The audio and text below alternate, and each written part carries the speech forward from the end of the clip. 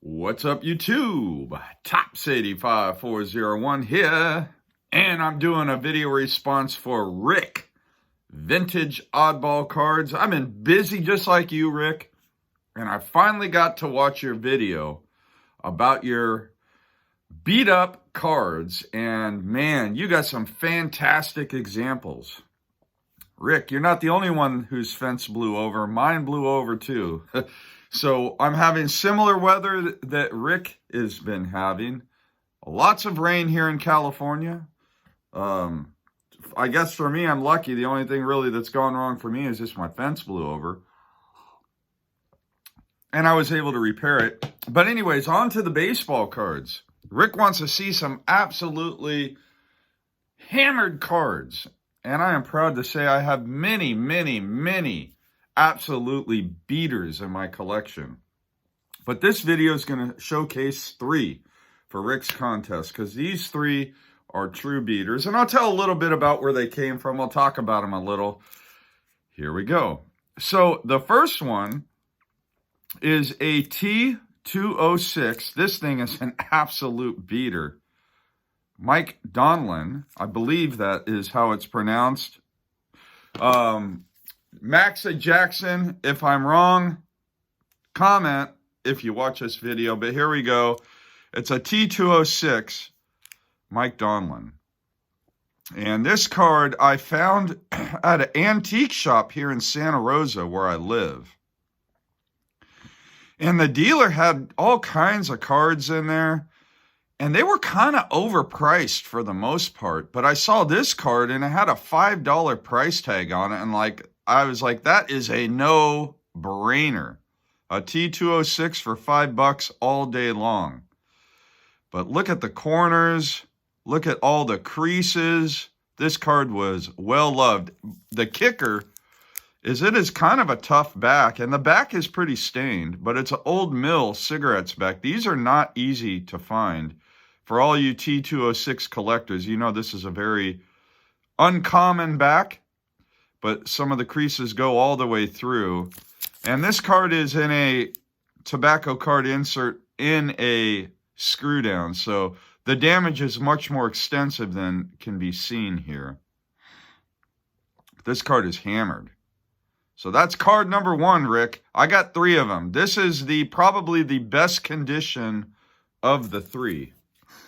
So card number 2 was actually sent to me by one of Rick's misfits. And if you guess Dave Blue Jacket 66, you are correct.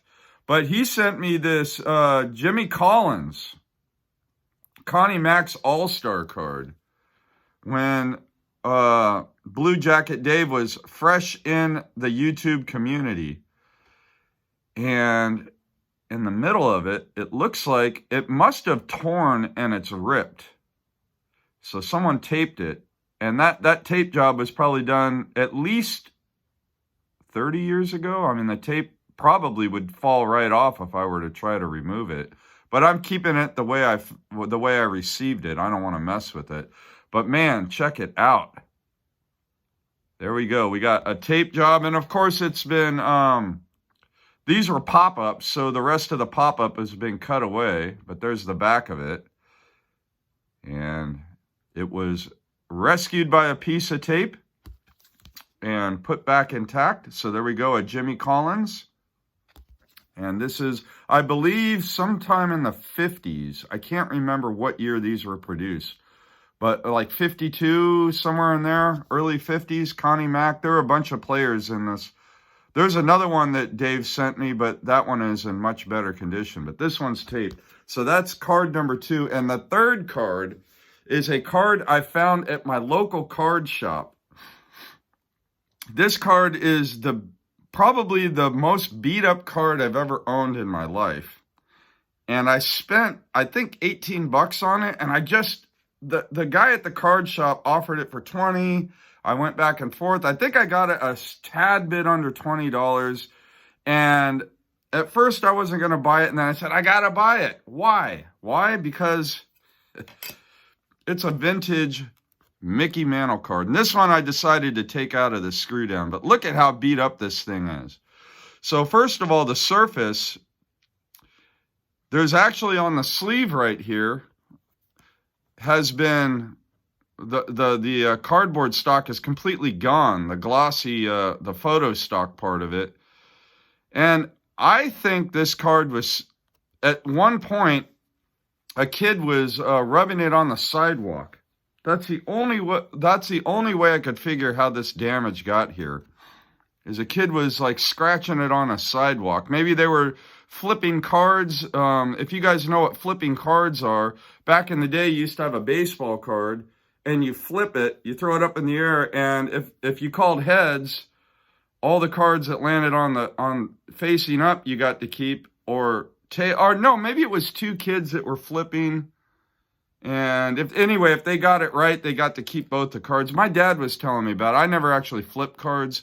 But if they were flipping this on concrete and it landed, face down, and the kid was having trouble picking it up, maybe he scratched it on the concrete to pick it up.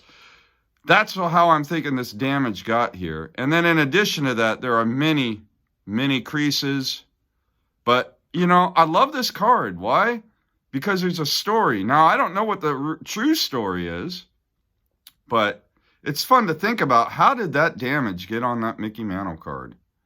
I mean, and for $18, can't beat it. A nice 1968 Mickey Mantle, his last playing days card. I know he has a 69 card, but he didn't actually play in 69. This is his last season on a roster where you could pull a card out of a pack. And that is the result. So this card was well loved. The great Mickey Mantle, card number 280.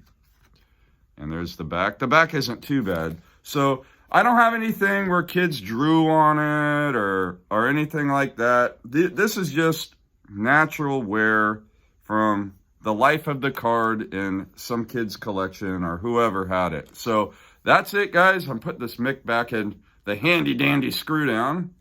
Guys, don't freak out. This screw down is not going to ruin the card.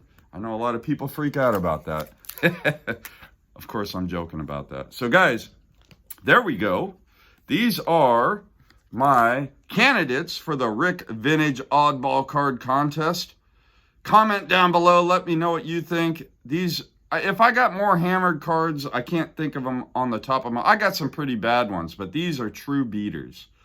So anyways, Rick, thanks so much for this contest. I've been enjoying watching everybody else's video responses. It's been a lot of fun, and it makes me realize, you know what? Enjoy the beaters, guys. I enjoy mine. Thanks so much for tuning in, and as always, until next time, happy collecting.